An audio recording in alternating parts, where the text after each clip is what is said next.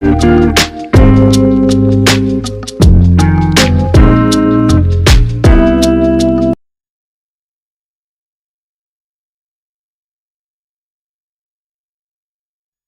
Friends, last video में हमने बात करी थी एक्सट्रैक्शन मेथड ऑफ डीएनए की।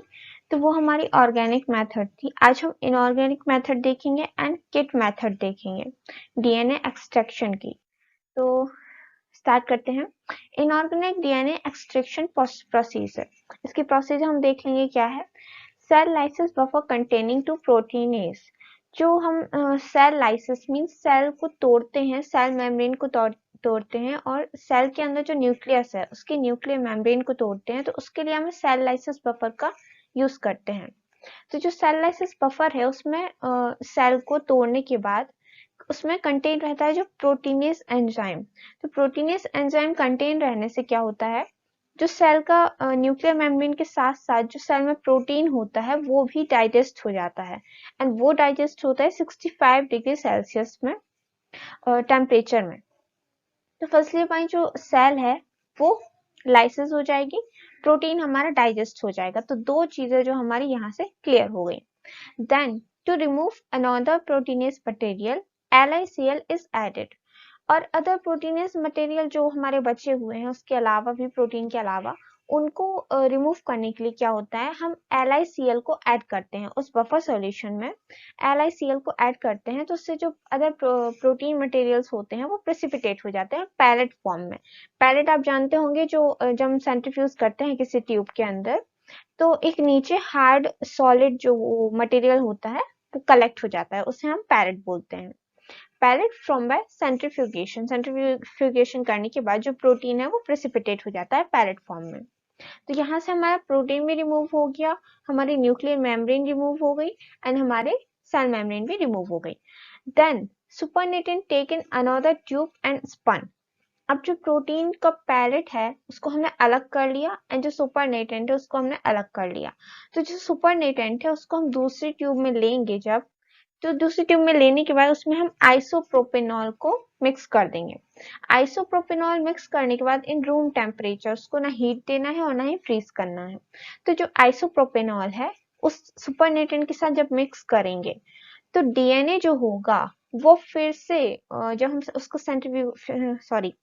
आइसोप्रोपेनॉल मिलाने के बाद जब हम उसे सेंट्रीफ्यूज मशीन में स्पन करेंगे तो उसमें नीचे एक पैलेट फॉर्म में फिर से पैलेट आ जाएगा। तो जो डीएनए है उस पैलेट के अंदर होगा एंड जो LICL हमने ऐड किया था वो LICL सुपरनेटेंट में तैरता रहता है। तो जो हमारा पैलेट होगा वो हमारा डीएनए हो जाएगा एंड जो LICL होगा वो हमारा सुपरनेटेंट हो जाएगा। तो इस बार हम सुपरनेटेंट को जो है अलग कर देंगे, पैलेट को कलेक्ट कर लेंगे जो कि हमारा डीएनए है। फिर इस प्रेसिपिटेटेड डीएनए को हम वॉश कर लेते हैं 70% एथेनॉल के साथ। तो एथेनॉल से धोने के बाद जो डीएनए है हमारा वो हमारा प्योर डीएनए हमें कलेक्ट हो जाता है। तो ये थी हमारी inorganic method of extraction DNA. इसके बाद नेक्स्ट जो मेथड है वो हम देखेंगे तो वो है मेम्ब्रेन बेस्ड मेथड, जिसको हम किट मेथड भी बोलते हैं, जिसमें नायलॉन किट हमारी यूज होती है। तो क्या होता है, spin column used. Spin column means एक ट्यूब, जो सेंट्रीफ्यूज ट्यूब है वही हम लेंगे। Silica based extraction method. अब इस ट्यूब में क्या होता है, सिलिका की मेम्ब्रेन जुड़ी हुई होती है। आगे प्रोसेस में आपको पता चल जाएगा। तो सिलिका बेस्ड एक्सट्रैक्शन मेथड भी इसे कहते हैं। This does not use chemical. इस प्रोसेस के अंदर किसी भी टाइप की केमिकल का यूज नहीं होता है। And DNA are attracted to silica bead under salt concentration. और जो ट्यूब के अंदर जो सिलिका बेड या सिलिका मेम्ब्रेन लगी होती है उस पर डीएनए जो है वो कलेक्ट हो जाते हैं। तो इसकी प्रोसीजर क्या होती है मैं आपको बता दी। ये तो हमारा जनरली था जिस प्रोसेस में होता है। स्टेप बाय स्टेप इसको देखेंगे। तो फर्स्ट स्टेप जो है हमारा वो है लाइस the cell with procedure. Procedure means वही किसी भी प्रोसेस के थ्रू हम सेल को लाइस करेंगे, सेल को तोड़ेंगे छोटे छोटे पार्ट्स में। Bind buffer solution added to the sample. Sample क्या है, सैंपल मींस जो हमने सेल को छोटे छोटे टुकड़ों में तोड़ा है वो हमारा सैंपल है। एंड इस सैंपल में हमने बफर सॉल्यूशन को ऐड किया एंड बफर सॉल्यूशन को ऐड करने के बाद sample of cell with ethanol और isopropanol. This is binding solution. जो बफर सॉल्यूशन है तो उसमें सैंपल को हमने सेल सैंपल को लिया, उसमें बफर सॉल्यूशन मिक्स किया एंड उसमें एथेनॉल हमने मिक्स किया, एथेनॉल या आइसोप्रोपेनॉल। तो ये जो तीनों चीजें मिक्स्ड हुई हैं वो हमारा जो सॉल्यूशन है वो कहलाएगा बाइंडिंग सॉल्यूशन। ठीक है, बाइंड करने के लिए ये बाइंडिंग सॉल्यूशन हमारा तैयार हो गया। इसके बाद हम आगे की प्रोसीजर देखेंगे। तो ये जो सॉल्यूशन है, this solution transfer in tube, इस सॉल्यूशन को बनाने के बाद हमने इसे ट्यूब में ट्रांसफर किया and tube is put in centrifuge machine. जो ट्यूब है उसे हमने सेंट्रीफ्यूज मशीन में डाल दिया। अब सेंट्रीफ्यूज मशीन आपको पता होनी चाहिए, अगर आपको सेंट्रीफ्यूज मशीन के बारे में नहीं पता तो आप मेरी वीडियो जाकर देख सकते हैं, वो आइसोलेशन ऑफ प्योरिफिकेशन की वीडियो है, उसमें सेंट्रीफ्यूज मशीन के बारे में मैंने बताया है एंड आप कहीं और से भी नॉलेज ले सकते हैं इस मशीन की। तो फर्स्टली हमें ये मशीन के बारे में जानना जरूरी है, वरना हमें ये प्रोसीजर समझ में नहीं आएगा। तो tube force to binding solution through the membrane present inside of tube. इसका पूरा मतलब ये है कि जो सॉल्यूशन है हमने उसे ट्यूब में ट्रांसफर किया एंड उसे सेंट्रीफ्यूज मशीन में फिट किया। तो जब वो स्पन करेगी, घूमेगी ये ट्यूब, तो क्या होगा अंदर, tube force to binding solution, जो ट्यूब के अंदर है वो बाइंडिंग सॉल्यूशन को फोर्स देगी, मीन्स फोर्स करेगी थ्रू द मेम्ब्रेन, मेम्ब्रेन के थ्रू present inside of tube. एक इस ट्यूब के अंदर जो है सिलिका मेम्ब्रेन प्रेजेंट होती है, वो मेम्ब्रेन बाइंडिंग सॉल्यूशन को फोर्स करेगी या स्पन करेगी जिससे कि हमारा डीएनए जो है वो मिल जाए हमें।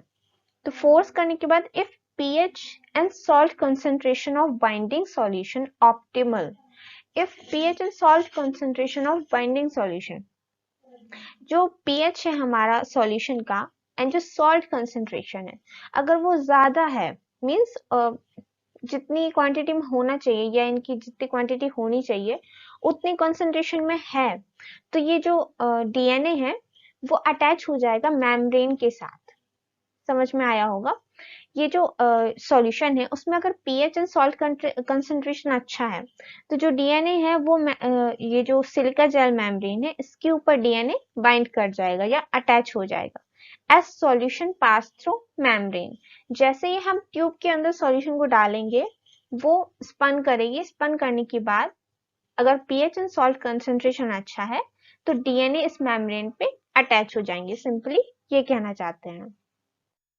अटैच होने के बाद इसके बाद हमें जो मेम्ब्रेन पे हमारा डीएनए मिल गया है उसको हम वॉश करेंगे। वॉश करेंगे the throw part removed, and जो पार्ट हमारा मतलब रिमूव करने के लायक है जो सुपरनेटेंट है हमारा, उसको हम नीचे के ये ट्यूब के नीचे एक बॉटम में होल होता है, उस होल को ओपन कर देते हैं, सुपरनेटेंट बाहर आ जाता है। तो उसको रिमूव करेंगे and wash buffer is added to the tube. अब एक वॉश बफर होता है जिसको स्पेशली ऐसे वॉश करने के लिए डीएनए मटेरियल्स को वॉश करने के लिए बफर आता है, तो इस बफर को हम ट्यूब के अंदर डाल देते हैं एंड इस मेम्ब्रेन पे हमारा डीएनए है एंड डीएनए को वॉश करने के लिए हमने इसमें वॉश बफर डाला। वॉश बफर डालने के बाद the tube is put in machine, फिर से हम इसे सेंट्रीफ्यूज मशीन में डालेंगे। Wash buffer is forcing by membrane, membrane फिर से वॉश बफर को फोर्स करती है। This process remove to remaining impurity of membrane. अब ये प्रोसेस क्या है, जो आप समझ गए होंगे, इम्प्योरिटीज जो बाकी थी अब वो भी निकल जाएंगी सुपरनेटेंट के साथ। तो ये सुपरनेटेंट फिर से नीचे कलेक्ट हो जाएगा एंड फिर से इसको नीचे से निकाल दिया जाएगा एंड जो हमारा सिलिका जेल है या सिलिका मेम्ब्रेन है उस पे अभी भी हमारे डीएनए बाइंड है विथ प्योरिटी के साथ। Leave only DNA on silica gel, जो हमने वो इम्प्योरिटीज हटने के बाद जो हमारा डीएनए है वो सिलिका जेल पे कलेक्ट हो गया। उसके बाद हम इसके इल्यूट करेंगे। तो इल्यूट करने के लिए वॉश वाटर इज रिमूव्ड, जो हमारा वॉश वाटर है वो रिमूव्ड हो जाएगा। सॉरी जो हम इसको इल्यूट करेंगे तो wash water is removed and simple water to tube again centrifuge it. Elute करने के लिए क्या होता है, जो हमारा अदर वाटर था वो हमने निकाल दिया एंड इसके बाद हम ट्यूब के अंदर सिंपल वाटर को ऐड करेंगे। जब सिंपल वाटर को ऐड करेंगे और फिर से सेंट्रीफ्यूज करेंगे तो DNA will collect in bottom of tube. Simple water use add करने के बाद ट्यूब के अंदर जो डीएनए हमारा वो कलेक्ट हो जाएगा कहाँ पे, ट्यूब के बॉटम में। तो इस तरह से हमें डीएनए जो है वो मिल जाएगा अपने आगे की प्रोसेस के लिए। तो आज के लिए इतना ही। इसके बाद जो हम देखेंगे वो प्रोसेस वो होगी visualization of DNA. Means DNA को जब हमने डीएनए ट्यूब के अंदर मिला तो उसको देखना कैसे है या वो दिखते कैसे हैं। तो उसके विजुअलाइजेशन के लिए हम आगे की प्रोसेस देखेंगे जिसमें हमें इस टाइप के कुछ बैंड्स मिलने वाले हैं। इसमें हमें डीएनए को देखने मिलेगा कि वो दिखते कैसे हैं या उनकी मैचिंग कैसे होती है, वो प्रोसेस हम जानेंगे। So thank you for watching this video and मिलते हैं फिर विजुअलाइजेशन ऑफ डीएनए में नेक्स्ट वीडियो में।